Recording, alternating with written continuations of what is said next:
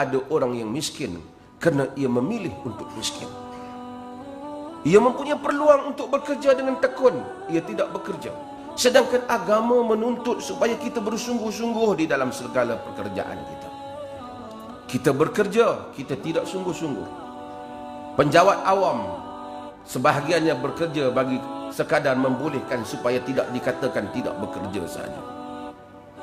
Kita buat rumah tidak bersungguh-sungguh. Kita bercucuk tanam tidak bersungguh-sungguh. Kita menguruskan sesuatu tidak bersungguh-sungguh. Kita membersihkan kampung halaman kita tidak bersungguh-sungguh. Kita mencari alasan, bahkan sebahagian daripada kita, oleh kerana di atas kelemahan dan tidak bersungguh-sungguh kita, orang lain telah mengambil ruang. Syed Syekh Al-Hadi 100 tahun yang lepas, dia dianggap sebagai kaum muda dan dimarahi oleh orang Melayu. Dia telah menulis tulisan yang banyak mengkritik masyarakat Melayu. Antaranya kata Syekh Al-Hadi, lihatlah wahai orang Melayu kepada kaum Cina yang datang sehelai sepinggang ke dalam negara kita ini. Akhirnya mereka menjadi saudagar yang besar. Lihatlah kepada bangsa Inggeris yang datang.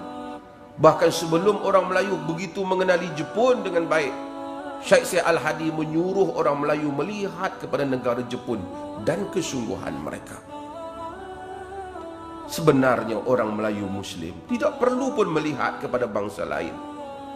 Cukup dengan kehalusan ajaran agama yang mengajar mereka begitu halus dalam segala urusan untuk mereka menjadi bangsa yang tekun.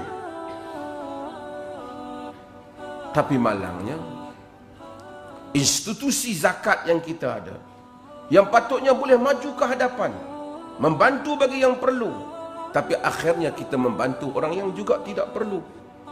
Bukan kerana dia tidak miskin, memang ia miskin, tetapi kemiskinan itu disebabkan pertamanya kerana faktor kehidupan yang mendesak, ketidakmampuan.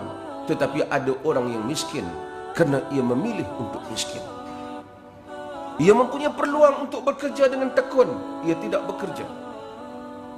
Ketika orang lain menyeberangi laut dan mati di lautan dan tenggelam di dalam lautan kerana ingin mencari pekerjaan dalam negara kita, ramai orang-orang yang hidup dalam negara kita merungut kerana mereka tidak mempunyai pekerjaan.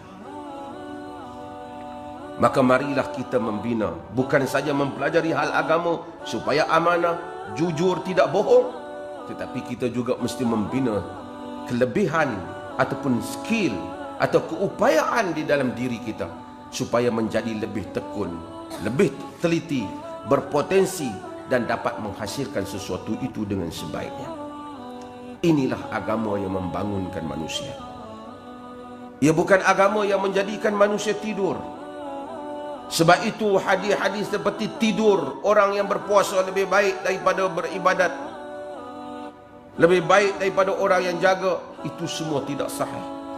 Kerana agama bukan menggalakkan manusia tidur tanpa bekerja. Ia menyuruh supaya manusia bangun, melakukan kerja dengan tekun.